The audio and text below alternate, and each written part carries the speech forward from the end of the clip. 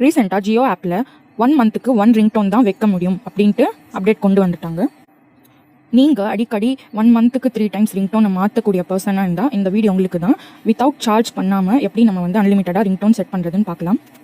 அதுக்கு நம்ம Jio app use பண்ண போகிறதில்ல. மெசேஜிங் ஆப் வந்து ஓப்பன் பண்ணிவிட்டு இந்த நம்பருக்கு 56789 இந்த நம்பருக்கு நீங்கள் வந்து உங்களுக்கு வேண்டியது சாங் வந்து சென்ட் பண்ணணும். நான் டாடா மூவிலேருந்து தாயாக நான் அந்த சாங் வந்து டைப் பண்ணி சென்ட் பண்ணுறேன். எனக்கு வந்து ஒரு மெசேஜ் ரிசீவ் ஆகுது. ஆல்டர்னேட்டிவாக அவங்க 3 சாங்ஸ் வந்து கொடுத்துருக்காங்க. எந்த சாங்குன்னு கரெக்டாக வந்து நான் சென்ட் பண்ணணும்.